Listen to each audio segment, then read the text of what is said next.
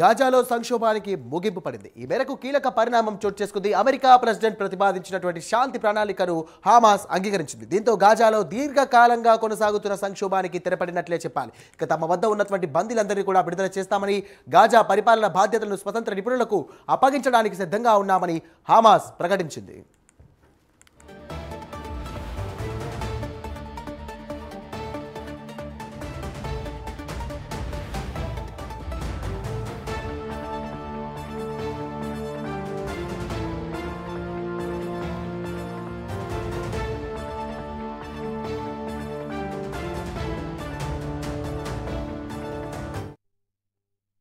ఇక తమ వద్ద ఉన్న ఇజ్రాయెల్ బందీలందరినీ కూడా వారు జీవించి ఉన్నా లేదా మరణించినా విడుదల చేయడానికి సిద్ధంగా ఉన్నామని స్పష్టం చేసింది. ఈ విషయంపై తక్షణమే మధ్యవర్తుల ద్వారా చర్చలు ప్రారంభించాలని కోరింది. ఈ ప్రయత్నాలకు సహకరించిన ట్రంప్, అరబ్ దేశాలు, ఇతర అంతర్జాతీయ భాగస్వామ్యులకు కూడా హమాస్ ధన్యవాదాలు తెలియజేసింది.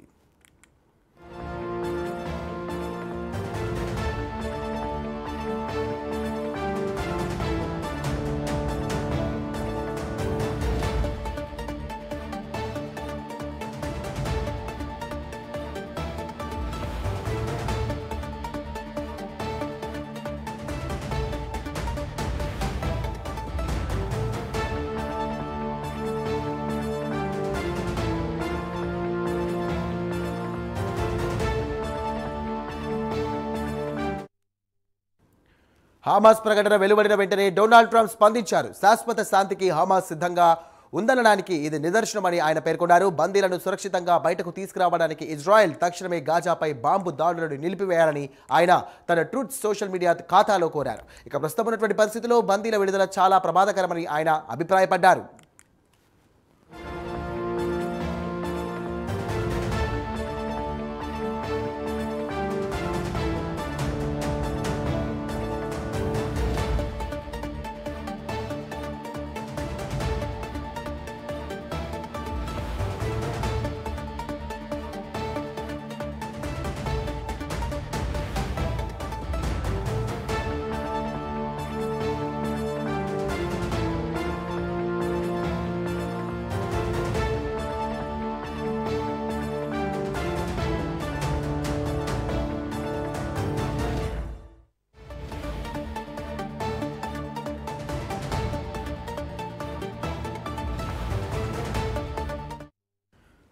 ఇక హమాస్ నిర్ణయాన్ని ప్రపంచ దేశాలు కూడా స్వాగతించాయి. కెనడా, ఫ్రాన్స్, యూకే, ఖతర్ వంటి దేశాలు దీనిని శాంతి దిశగా వేసినటువంటి కీలక ముందడుగాని అభివర్ణించాయి. బందీల విడుదల, కాల్పుల విరమణ ఇప్పుడు సాధ్యమేనని ఫ్రాన్స్ అధ్యక్షుడు ఎమాన్యుయల్ మాక్రాన్ అన్నారు. ఇక ఇది ఒక ముఖ్యమైన ముందడుగు అని యూకే ప్రధాని కైర్ స్మార్టర్ కూడా పేర్కొన్నారు. ఇక మధ్యవర్తిత్వం వహిస్తున్నటువంటి ఖతర్, ఈజిప్ట్, అమెరికాలతో కలిసి తదుపరి చర్చలు కొనసాగిస్తామని తెలియజేసింది.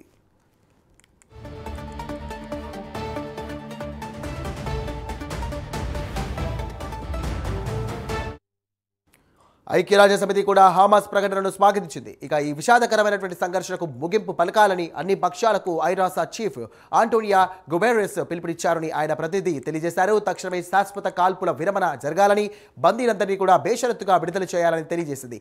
గాజాకు మానవతా సాయంపై ఎలాంటి ఆంక్షలు ఉండకూడదని ఆయన పునరుద్ధరించారు.